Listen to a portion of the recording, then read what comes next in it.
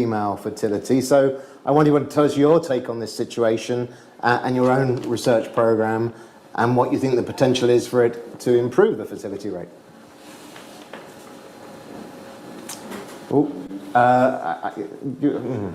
You're on mute at the moment. I am on mute. I can't believe I'm still making that mistake after all this time.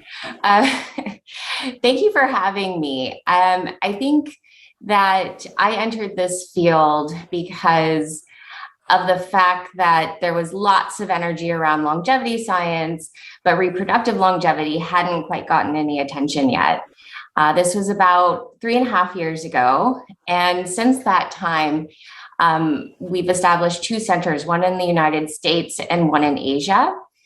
And both of these centers are solely dedicated to reproductive longevity research, with a focus on ovarian aging and female reproductive health and women's healthy lifespans. And if you look at how we've been financing this space over the last 60 years, it's been truly dismal. I estimate that we have about 60 years of science that is missing around reproductive senescence. IVF and assisted reproductive techniques that we use today came out of cancer research dollars. They did not come out of healthy longevity and healthy reproductive dollars. Simply, we just don't understand much about female menopause. We don't know why humans are so different from other mammals. There's only 5 mammal species, mammalian species that undergo menopause, humans being one, and then 4 species of whales. And that's it. So there's something evolutionary happening, and we don't have the answers to it, but we're starting to get some.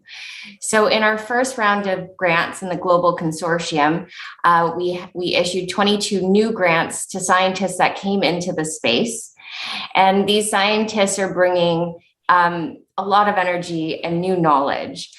2 of these 22 papers were about the gut microbiome.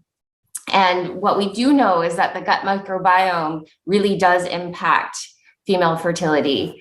And the gut microbiome is also deeply connected to, obviously, the foods we eat, but not just the foods themselves, but the soils that those foods are grown in. So if those soils are contaminated, the food, even though it's spinach or lettuce or something we think to be healthy, is actually not that good for us because it's exposing us, as Shauna said, to chemical inputs.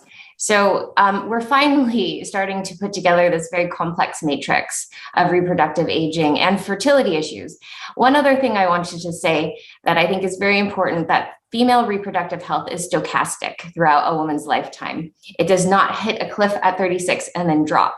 There are moments in a woman's life where she is more fertile in her early 40s than she were at periods in her 20s. So that's just something I did want to share. Because it's that moment of fertility that matters. If you aggregate the data, yes, we do see that decline in the late 30s for women overall. But if you look at a woman as her own story and her own data set, it is actually quite stochastic throughout her lifetime. Interesting. And I'm struck, there's a theme that's sort of coming out. We worry about humanity and how it's sort of destroying the environment, but the feedback in terms of our own fertility is really quite striking.